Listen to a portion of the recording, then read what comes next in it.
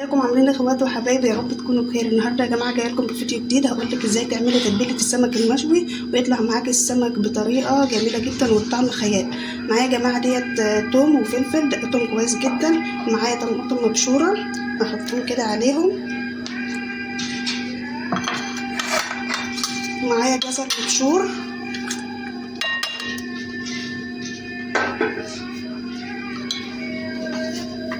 نص معلقه من الملح والكمون والفلفل الاسمر مع بعض،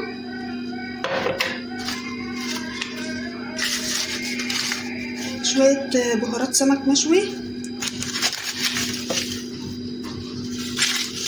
شويه كزبره ناشفه،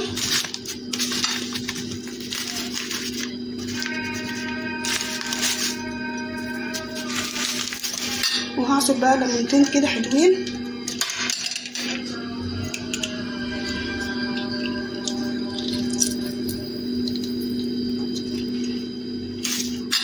اعصر الليمونه التانية نص الليمونه،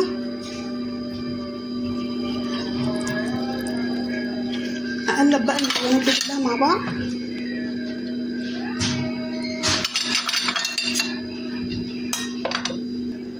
قلبته كويس جدا زي ما انتم شايفين كده. احط بقى شويه خل صغيرين خالص، معلقه كده كبيره،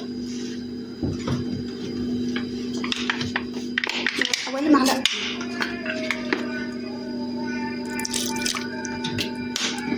واقلب كده. هجهز بقى السمك المشوي بتاعي. طبعا التتبيله دي مش بتتحط الا بعد السمك ما يستوي خالص، ما يتشوي تمام.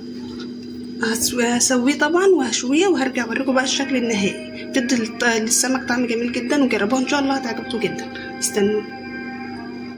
بصوا كده يا جماعه، نزلت كده السمك من على النار زي ما انتم شايفين اتشوى معايا خالص، وبعد كده حطيت بقى عليه التتبيله من فوق ومن جوه. السمكه برضو لازم تتبليها. وبعد كده يا حبايبي ليمون بقى بحركات كده، واي حاجه عندك خضره تفرشيها في الطبق اللي انت هتقدمي فيه. وبالف هنا وشفا على قلوبكم. لو عجبتكم الطريقه اعملوا لايك للفيديو يا حبايبي، ولو اول مره اشوف قناتي ينزل يشترك فيها ويفعل الجرس عشان يوصل له اشعارات بالحاجات اللي بنزلها. باي باي.